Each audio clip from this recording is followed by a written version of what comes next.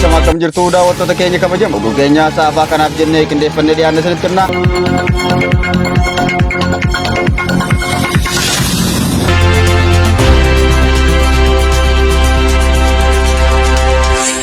Arsii lixaa aanaa gada basaasaa keessatti kaadiroonni PP naftanyoota waliin ta'uun ilmaan Oromoo hiraarsaa jiraachuun dhaga'ame. Jaaleraan gameessaa guutuu gabaasa kana akka taanutti isiniif dhiyeessiti. Oromiyaa saaqee alagaatti mul'isuun daandii gabroonfattoonni irra bobba'anii Oromoo cabsan kan tolche goobanaan bara wayyaana keessas irra deebi'ee kan dhalatee fi Tigraay adeet keessaa maqaa OPDO jedhu moggaafatee as ba'uun waggoota dheeraatiif tarkaanfachuu qabsoo sabichaa takaallaa ta'e egeree Oromoof Oromiyaa bobaa impaayirtii jala gochuuf carraaqaa jira.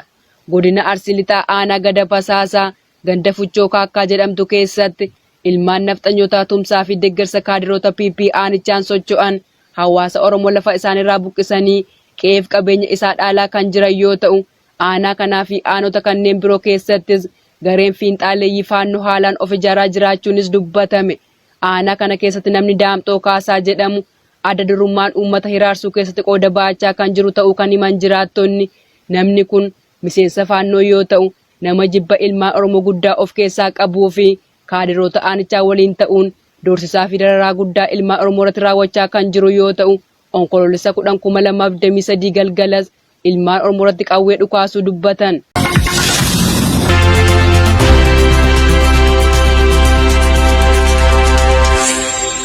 Godina Iluu Abbaa Booraa aanaa Daarimuu keessatti maqaa waraana bilisummaa Oromootiin saamichi qindaa'ee nurratti gaggeeffamaa jira jechuun hawaasni himachuun dhaga'ame.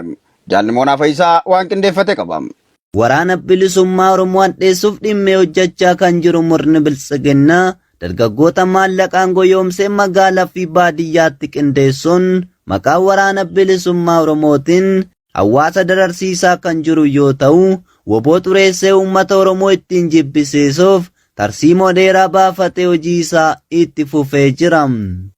Bifuma kanaanis godina Iluu Abbaa Booraa aanaa Daarimuu keessatti doorsisni maqaa wobootiin qindeeffamee raawwataa jiru jabaachuun abboota qabeenya gandoota baadiyyaa fi magaalaa lubbuu isaaniin doorsisuun maallaqa harkaa guuraa kan jiranii fi gochichi guyyaa irraa gara guyyaatti hammaachaa kan jiru ta'uu jiraattonni dubbatu.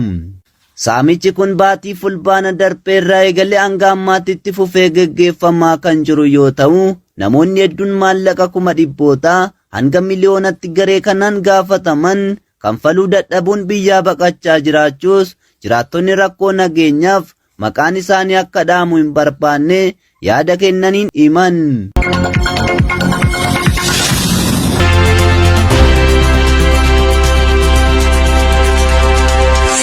Baha Wallaggaa aanaa Saasiggaa keessatti waraanni maafiyaa PP dargaggoo tokko qabanii hidhuun miidhaa qaamaas irraan ga'an. Dabalata qabna. Qabsoo dargaggootni bara Haile Sillaasee keessaa maqaa laftii qote bulaaf jedhuun eegalan fashaleessuuf dhiibbaa fi yaalii sirnichi dargaggoota qareeyyii adamsee hidhuu fi ajjeesuu akkasumas achi buutee dhabamsiisuu irratti xiyyeeffachuun taasiseen mootiin dhaamsuu kan dadhabe yoo ta'u, bara kanas qabsoo Oromoo kallachummaa ABO'n gaggeeffamaa jiru gufachiisuuf tarkaanfii PP'n qeerroo Oromoo irratti fudhachaa jiru dhaalmayaa sirnoota darbanirraa dhufe ta'uu mul'isa. Haaluma kanaanis biltsiginnaan dargaggoota hedduutti maqaa finxaalessummaa moggaasuun dararaa jabaa irraan ga'aa kan jiru yoo ta'u, dargaggoo maqaan isaa Jaabir Abdurazaaq jedhamu dheengaddaa jechuunis onkoloolessa 10 bara 2023 godina Baha Wallaggaa aanaa Saasiggaa ganda Haroo keessatti loltoonni PP qabuun mooraa waraanichaatti hagarraatti hidhanii akka jiran maddeen himan. Waraanni sirnichaa dargaggoo kana qaban kunneen reebicha ulfaataa irratti gaggeessaniin haalli fayyummaa isaa yaaddessaa ta'uu kan himan maddeen haadhii dargaggoo Jaabir abboota gadaa fudhatanii ilma isaanii fudhachuuf deemanillee humnoota waraana kanaan bakka sanaa akka ari'amanii fi hangammaattis mana yaalaa dhorkatame du'aa fi jireenya gidduu jiraachuus ibsan.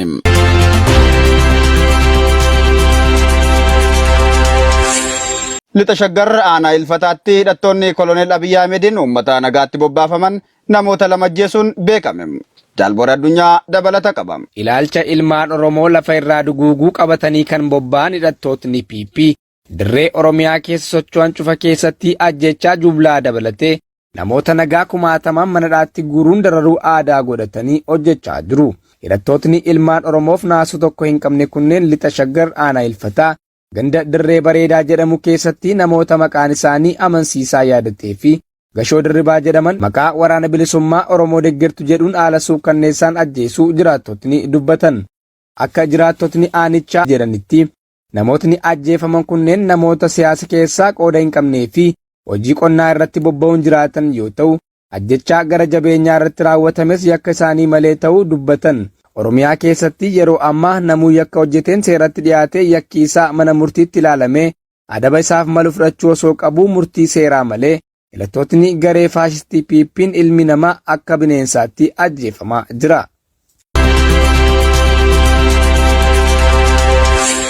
Egaan daawwattoota keenya kabajamoo oduu keenyaa saafaa kanaaf jennee qindeeffannee dhiyaannee asumarratti goolabna. Oolmaa gaarii qabaadhaa isiniin jenna.